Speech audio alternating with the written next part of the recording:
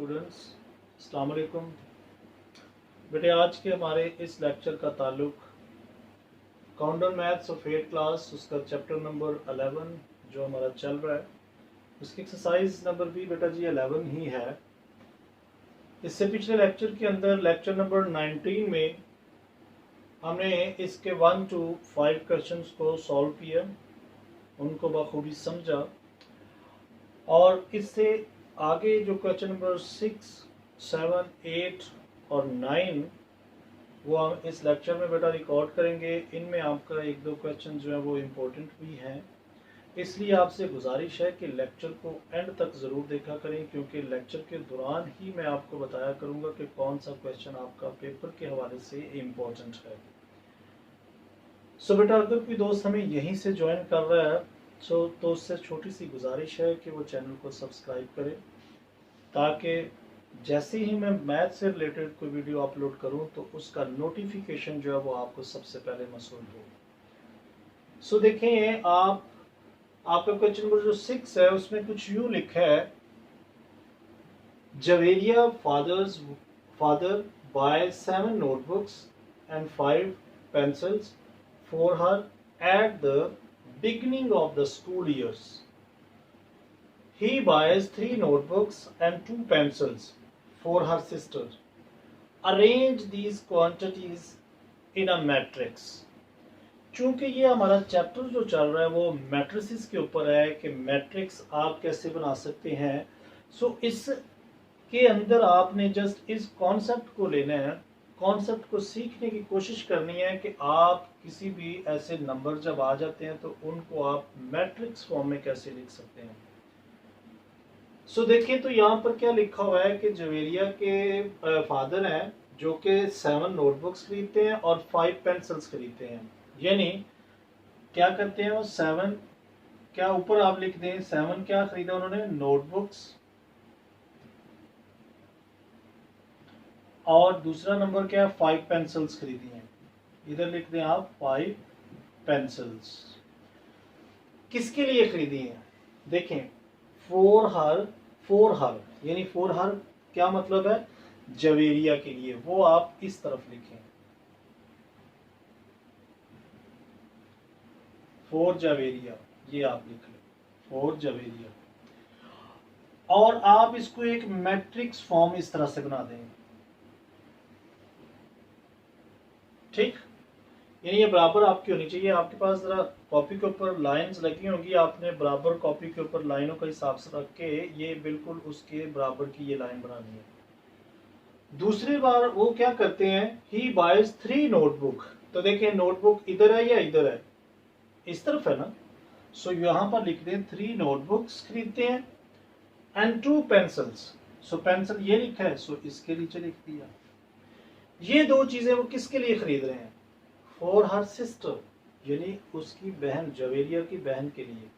सो इसी के सामने आप यहां लिख दे फॉर हर सिस्टर, ये आपने जस्ट ये नंबर आपने लिख दिया। देखें ये आपके एक और लिखा हुआ है arrange these quantities in a matrix, तो ये एक मैट्रिक्स बन गई कि देखें नोटबुक के नीचे ये दोनों नोटबुक्स की आ गई सीरीज, पेंसिल के नीचे ये दोनों पेंसिल्स आ गई। अगर हम रो टाइप देखें, सो रो में देखें तो 7 नोटबुक खरीदी, 5 पेंसिल्स किसके लिए, जवेरिया के लिए, 3 नोटबुक खरीदी, 2 पेंसिल्स खरीदी किसके लिए, फॉर हर सिस्टर के लिए। सो इसका जस्ट यही आपने सवाल का आंसर देना है। क्वेश्चन नंबर 7 भी सेम इसी तरह से है। सो उसमें देखें on Monday a traffic policeman finds 5 motorists for braking, a red light and 6 for speeding, यानी ओवर स्पीडिंग के लिए एक पुलिस वाला है जो कि क्या करता है, 5 मोटरिस्ट हैं जो कि मोटरसाइकिल जो है वो चलाते हैं, उनका वो चालान करता है, उनको फाइन करता है तकरीबन 5 मोटरिस्ट जो कि रेड लाइट को क्रॉस कर जाते हैं, और इसके साथ ही 6 ऐसे हैं जो कि ओवर स्पीडिंग कर रहे थे। ये कब होता है, मंडे वाले दिन। जबकि on Tuesday he find 6 motorist for breaking a red light and 4 for speeding. इसका भी क्या करें, create a matrix to arrange these information. यानी इसको भी आपने मैट्रिक्स फॉर्म में बनाना है। सो देखें सबसे पहले क्या दो क्वांटिटीज क्या हैं, दो क्वांटिटीज हैं, 5 मोटरिस्ट हैं जो कि इनको फाइंड करता है पुलिस वाला, किस लिए, breaking red light and speeding. यानी आप ऊपर लिखें 5 मोटरिस्ट को फॉर ब्रेकिंग रेड लाइट, यानी 5 और 6, ये नंबर 2 आगे। कब, ये मंडे वाले दिन है, लेकिन ये किसके लिए शो कर रहा है, देखिए 5 motors for breaking red light, तो इसके ऊपर आप लिख दें ब्रेकिंग रेड लाइट। ठीक, ये थोड़ी सी मैं मैट्रिक्स आगे लिख रहा हूँ, जरा ख्याल करना है आपने इसको एक मैट्रिक्स फॉर्म में लिखना है, ये जरा सामने लिखना है इसके। ठीक, और ये 6 क्या है, ओवर स्पीडिंग, यानी इसके ऊपर लिख दें आप स्पीडिंग, ओवर स्पीडिंग भी लिखते हैं, सो नेवर माइंड। ये किस दिन ये वाक्य होता है, ये भी जरा देखें, ये मैट्रिक्स बना दी, इसके सामने आपने लिखना है इधर कि ये कब काम ऐसा हो रहा है, ऑन मंडे, ये मंडे वाले दिन ये काम हुआ कि एक जो पुलिस वाले हैं जनाब, वो 5 मोटरिस्ट जो थे वो ब्रेकिंग कर रहे थे रेड लाइट को, जबकि 6 जो थे उनकी वो उन्होंने ओवर स्पीडिंग की वजह से चलान कर दिए। जबकि ऑन ट्यूसडे वो क्या करते हैं, 6 जो मोटरिस्ट थी for breaking a red light, it means breaking a red light के लिए कितने हैं 6, तो वो आप इसी के नीचे लिख दें। जबकि ओवर स्पीडिंग जो कर रहे थे वो 4 हैं, वो 4 इधर लिख दें इसके नीचे। सो ये तो हो गया ऑन स्पीडिंग, और अब ये किस दिन हो रहा है, ये ट्यूसडे वाले दिन हो रहा है, तो ये इसके सामने इसी रो के सामने लिखें ऑन ट्यूसडे। सो ये इसका आंसर आ गया। यहां से ये रो शो कर रही है कि 5 ब्रेकिंग रेड लाइट के लिए थे, 6 ओवर स्पीडिंग कब, on Monday, so 6 breaking a red light, 4 person थे जो कि क्या कर रहे थे, ओवर स्पीडिंग कर रहे थे, कब, ऑन ट्यूसडे। रो में जो होंगे नंबर्स वो उस दिन को शो करेंगे और उनकी क्वांटिटीज को, जबकि यहाँ पर जो है इस दिन क्या हुआ उनको शो करेंगे। सो यहाँ पर आपका क्वेश्चन नंबर 6 और क्वेश्चन नंबर 7 जस्ट जिसमें आपने ये एक मैट्रिक्स फॉर्म बनाकर देनी थी, तो बेटा ये कंप्लीट हुआ है। सो इसी के साथ हम इसका क्वेश्चन नंबर 8 देखते हैं। सो बेटा ये आपका क्वेश्चन नंबर 8, क्वेश्चन नंबर 8 जो है वो आपका इम्पोर्टेंट पार्ट है, जो कि आपका शॉर्ट क्वेश्चंस में अक्सर पेपर में आ जाता है। सो इसको भी देखें कि आपका एक लिखा है कि find the transpose of the following matrices, यानी आपने इन क्वेश्चंस के अंदर इन क्वेश्चंस का क्या करना है, ट्रांसपोज फाइंड करना है। ट्रांसपोज के लिए याद रखें कि करना कैसे है, इसको बहुत सिंपल मेथड है। यानी अगर तो आपको आ जाती है डेफिनेशन कि डिफाइन ट्रांसपोज क्या, आपने उसमें क्या लिखना है, जस्ट जो भी उसके अंदर रॉज होंगी, रॉज आपको पता है ना कि रॉ क्या होती है। देखें अगर ये इस एलिमेंट को आप इधर को देखेंगे तो इसको हम रॉज बोलते हैं, first second third row. Column अगर आप नीचे को आएंगे तो ये आपके कॉलम कहलाएंगे। अगर आप रो को कॉलम में लिख दें तो वो उसका ट्रांसपोज आ जाएगा, या कॉलम को रो में लिख दें तो वो उसका ट्रांसपोज होगा। सो देखिए क्या करेंगे, आपने सबसे पहले ये मैट्रिक्स है आपके पास, ये लिखी, इसको डिनोट किया गया ए से, हम ए लिखते हैं। आपने ए की पावर छोटी सी ऊपर लिखनी है टी, टी से मुराद ट्रांसपोज, ए का ट्रांसपोज इक्वल टू, अब ये देखिए यहां पर हम इसका ट्रांसपोज लेंगे। कैसे बेटा ट्रांसपोज लेना, देखिए इसकी ये रो, इसको आप कॉलम बना दें, ठीक, यानी ये फर्स्ट रो को फर्स्ट कॉलम बना दिया, सेकंड रो को सेकंड कॉलम बना दें। सो ये इसका क्या आ गया, ट्रांसपोज आ गया। क्या करना है, फर्स्ट रो को फर्स्ट कॉलम, सेकंड रो को सेकंड कॉलम बना दिया, जस्ट बिल्कुल सिंपल है, एक स्टेप का क्वेश्चन है ये। यहां पर देखें, सो इसका जो भी नाम जो दिया गया है बुक के अंदर में नाम लिखना है, जस्ट ये बी के इक्वल है। सो अब देखें बी का ट्रांसपोज सबसे लिखेंगे बी की पावर, यानी बी की पावर फॉर्म में लिखेंगे बी की पावर टी, ट्रांसपोज जो लेंगे सो देखें क्या होगा। देखें इसकी ये फर्स्ट रो, इसको आप कॉलम फॉर्म में लिखते हैं, 5 2 सेंटर में, 12 -12 यहां पर। और दूसरी बात याद रखें, अगर कोई साइन साथ गिवन है, वो जैसा होगा वैसे ही उसके साथ उधर जाएगा। जैसे कि यहाँ पर देखें -12 है, मैंने यहाँ पर भी -12 लिख दिया। 3/4, सो 3/4 देखें सेकंड रो है, ये सेकंड कॉलम बनेगा। 3/4 इसके सामने -10, यहाँ पर 3 नीचे चला जाएगा थर्ड रो के अंदर। ये वाला second third row third column बन जाएगा। 31, 5 एंड 9, और इसको आपने इस तरह से इनक्लोज्ड कर देना है एक स्क्वायर ब्रैकेट में। सो आपका ये ट्रांसपोज आ गया, बी का ट्रांसपोज। अब आप ख्याल कर रहे हैं, जरा देखें, मैं रो को कॉलम बनाता जा रहा हूँ, ये रो ये column, third row third column. एक एक स्टेप को नोट करना है आपने। अक्सर बच्चे क्या करेंगे, वो एक या तो ये वाली पहले लिख देंगे या इसको इधर लिख दें। बेटा ये गलत हो जाएगा। आपने फर्स्ट रो को पकड़ना है, पहले उसको कॉलम बनाना है। सेकंड रो को पकड़ना है, उसको कॉलम बनाना है। Same as it is third row को लेना है और उसको भी इस तरह से कॉलम की फॉर्म में लिख देना है। सो ये उसका ट्रांसपोज होगा। क्वेश्चन नंबर 3 देखें, ये क्या है, इसमें आपको एक ही रो दी गई है। आपने इससे कंफ्यूज नहीं होना। देखिए 11 इंटू यानी मल्टीप्लाई बाय -11 है। सो एक ही नंबर एक ही है, जस्ट प्लस माइनस, यानी कि देखिए माइनस का मल्टीप्लीकेशन के साथ कोई कंसर्न नहीं है। यानी मल्टीप्लाई और माइनस अगर आ जाते हैं तो बेटा वो कभी भी मतलब प्लस नहीं होते, क्योंकि माइनस और मल्टीप्लाई आपस में कभी भी टकरा नहीं सकते। प्लस और माइनस हमेशा याद रखना, ये माइनस होंगे। सो आपने इनको सॉल्व नहीं करना, जैसा है वैसा ही आपने क्या करना है। ये रॉ फॉर्म में है, हम इसे क्या करते हैं, देखिए 11 मल्टीप्लाई बाय -11, ये फर्स्ट एलिमेंट आ गया, और वो दूसरा है उसको हम लिख देते हैं नीचे 30 डिवाइडेड बाय 2, और इसकी एक मैट्रिक्स बना दें। सॉरी ये थोड़ी सी मैं टेढ़ी बना रहा हूँ, आपने जरा कोशिश करनी है बिल्कुल एक्यूरेट सीधी बननी चाहिए इस तरह से। ये आपकी एक मैट्रिक्स फॉर्म आ गई, और क्या है, किसके बराबर है, ये c की पावर t लिख देना, यानी c का ट्रांसपोज जो लिया गया, यहाँ रो थी, यहाँ पर क्या बन गया, ये कॉलम बन गया।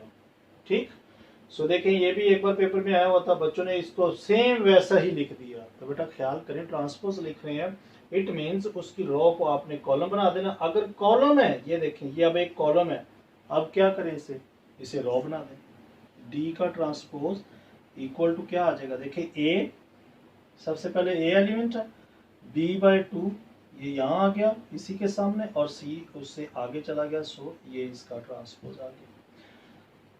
अगर कॉलम है उसे रो बना दें, अगर रो है उसे कॉलम बना दें, तो ये उसका ट्रांसपोज होगा। सो यहाँ पर आपका क्वेश्चन नंबर जो 8 है वो भी कंप्लीट हुआ। सो इसी के साथ हम इसका क्वेश्चन नंबर 9 देखते हैं।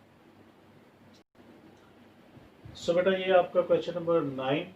क्वेश्चन नंबर 9 के अंदर भी देखें तो जस्ट कॉमन सेंस वाला क्वेश्चन है ये, जो कि आपको ऑब्जेक्टिव में पूछा जा सकता है। इसमें देखें तो पूछा गया है कि select the pair of equal matrices, यानी ये दो मैट्रिसेस हैं। ये क्वेश्चन नंबर 1 2 3, ये 1 के दो पार्ट्स हैं, ए और बी, यानी दो मैट्रिसेस हैं ए और बी। आपने चेक करनी है कि क्या ये दोनों इक्वल हैं या नहीं। यहाँ पर क्वेश्चन नंबर 2 और क्वेश्चन नंबर 3 ये आपके 9 के 3 पार्ट्स हैं। सो देखिए आपने क्या करना है कि यहाँ पर जो एलिमेंट पड़ा हुआ है, इस मैट्रिक्स का दूसरी मैट्रिक्स के भी उसी जगह से एलिमेंट को देखना है। अगर तो वो इक्वल है तो ये मैट्रिक्स दोनों जो होंगी एक दूसरे के साथ इक्वल होंगी। जरा कॉन्सेप्ट को पहले समझें कि इनको क्या कहते हैं। देखिए फॉर एग्जांपल ये मेरे पास एक मैट्रिक्स है और एक ये मैट्रिक्स है, यहाँ पर 0, यहाँ पर 3 5 4। आपने क्या ख्याल करना है कि यहाँ पर अगर आप इस कोने से देख रहे हैं तो दूसरा भी आप इसी कोने का एलिमेंट चेक करेंगे, आया वो प्लस हो रहा है माइनस हो रहा है, क्या वो प्लस माइनस होने के बाद इस नंबर के इक्वल आ रहा है। क्रॉसपॉन्डिंग एलिमेंट, इन एलिमेंट्स को हम कहते हैं क्रॉसपॉन्डिंग एलिमेंट। क्रॉसपॉन्डिंग एलिमेंट से मुराद कि अगर आप इस मैट्रिक्स का ये नंबर उठा रहे हैं तो दूसरी मैट्रिक्स का भी वही नंबर देखें, तो ऐसे एलिमेंट्स को क्रॉसपॉन्डिंग एलिमेंट्स कहा जाता है। कि आप इस मैट्रिक्स का ये नहीं करना, इस मैट्रिक्स का आप ये 5 देखें और इसका ये देख लें कि जी बराबर है। नो बेटा 5 तो है, लेकिन आप उनकी जगह जो है वो चेंज कर रहे हैं। अगर ये सेकंड जगह पर यानी कि सेकंड कॉलम में पड़ा हुआ है फर्स्ट रो में, तो आप सेकंड कॉलम का दूसरी मैट्रिक्स भी अंदर से देखेंगे। सो यहाँ पर अगर आप ख्याल करें तो देखिए ये दोनों मल्टीप्लाई हो रहे हैं, यानी मल्टीप्लाई होने से 66 को अगर हम 7 से मल्टीप्लाई करते हैं तो 6 7 42 होता है। जबकि इसी के दूसरी मैट्रिक्स में इस जगह एलिमेंट देखें तो क्या लिखा हुआ है, तो बेटा 14 इंटू 4 लिखा है। सो 14 इंटू 6 का 4 करेंगे तो डेट इज इक्वल टू 56 होता है। सो क्या ये इसका पहला ही एलिमेंट करस्पॉन्डिंग एलिमेंट देख लें, क्या ये बराबर है? बराबर नहीं है। 64 यहाँ पर 60 प्लस 4 करेंगे सो 64, यानी ये तो बराबर है, ओके है। 11 इंटू 5 55, ये 55 है, ओके है। -7 9 माइनस का प्लस का 2, यानी ये 2 प्लस का, इस 9 में से माइनस हो जाएगा सो -7 आंसर आएगा। इट मींस इसका बाकी 3 करस्पॉन्डिंग एलिमेंट्स बराबर थे, जस्ट इसका फर्स्ट एलिमेंट जो था वो बराबर नहीं था। सो लिहाजा एक भी अगर बराबर नहीं है सो ये बराबर नहीं है। सो आप लिखें A and B matrices are not equal, ये आपने लिख देना जस्ट इसका। अगर तमाम एलिमेंट्स इक्वल होंगे तो तब आपकी मैट्रिसेस दोनों इक्वल होंगी, अगर एक भी एलिमेंट फर्क आ गया सो वो इक्वल नहीं है। इसमें देखें यहाँ 12 है, सो इसी में देखें 6 2s are 12, it means okay है ये। दूसरे इसी फर्स्ट कॉलम का सेकंड रो में देखें तो 11, यहाँ से देखें 10 + 1 11 होगा, यहाँ पर भी 11 है, ये भी ओके है। 9 यानी सेकंड कॉलम में देखें फर्स्ट एलिमेंट जो है वो 9 है, जबकि इधर √81 है। सो अगर आप √81 लेते हैं, देखिए √81 को हम लिख सकते हैं 9 इंटू 9, 9 9s are 81, 9 का स्क्वायर ऊपर √ ये स्क्वायर इससे कटा, सो आंसर क्या आ गया 9 आया। इट मीन्स √81 जो है ये भी इक्वल टू 9 है, सो ये दोनों भी ठीक है। 5 2s are 10, जबकि इधर भी 10 है, तो देखिए बेटा ये तमाम करस्पॉन्डिंग एलिमेंट जो थे वो बराबर हैं। सो इसमें आप क्या लिखेंगे, वो वाला नहीं लिखेंगे, लिखेंगे ए एंड बी आर, या मैट्रिसेस आर इक्वल। इसी के साथ इसका थर्ड पार्ट, यहां पर 9 है, सो यहां पर भी 9 है, ओके है। 5 + 4 करेंगे 9 आएगा। यहाँ 0 है, यहाँ पर 10 है, यानी यहाँ पर वॉयलेशन आ रही है। वॉयलेशन क्या है कि इसका ये करस्पॉन्डिंग एलिमेंट इस करस्पॉन्डिंग एलिमेंट से बराबर नहीं है। सो यहाँ पर वॉयलेशन आ गई। अब चाहे दोबारा दूसरे चेक करें या ना करें, अगर ये वाला बराबर नहीं है तो लिहाजा दूसरों को चेक करने की ज़रूरत ही नहीं है, टाइम वेस्ट करने की ज़रूरत ही नहीं है। तो आप यहीं पे लिख दें कि लिहाजा ए एंड बी जो है, A and B matrices are not equal, just ये आपने स्टेटमेंट इसकी देनी है। सो बेटा यहाँ पर आपका जो क्वेश्चन नंबर 9 है वो भी कंप्लीट हुआ।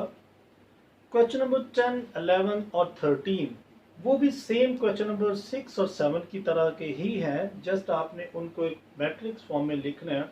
सो लिहाजा उनको हमने स्किप कर दिया आपके सिलेबस में से, ताकि आपको जस्ट इनकी हिंट देनी है कि 9th क्लास में आपका अगर एक मैट्रिसेस का चैप्टर जो आएगा उसको आपने कैसे हैंडल करना है। सो ये जो बातें इसमें आपको सिखाई गई, इनको बेटा अपने जहन में रखें और इनको भूलना बिल्कुल नहीं है, क्योंकि इसी की बेस पर आपकी 9th क्लास का भी एक चैप्टर जो होगा, इसमें तो जस्ट आपको कुछ हिंट दी गई है लेकिन उसमें कुछ काम डिटेल से होगा। सो क्वेश्चन नंबर 10 11 13 जो है वो आप स्किप कर दें। क्वेश्चन नंबर 9 तक आपका सिलेबस है, जो कि आपने एक एक क्वेश्चन को बेटा अच्छे तरीके से नीट करके आपने कॉपी में कंप्लीट करना है, और हो सके जैसे ही उसको कंप्लीट हो तो मुझे ज़रूर उसका व्हाट्सएप पे मुझे मैसेज किया करें कि सर ये हमारा काम है। और बेटा एक एक क्वेश्चन को अगर आपने बखूबी समझ आई है, बिल्कुल अच्छे तरीके से आपने इसको ठीक सीखा है, तो वीडियो को लाइक ज़रूर किया करें और ज़्यादा से ज़्यादा जो इसका लिंक है वो अपने दोस्तों के साथ शेयर किया करें ताकि ज़्यादा से ज़्यादा लोगों का भला हो सके। सो अपना बहुत ख्याल रखें। Okay, take care, bye bye, God bless you all.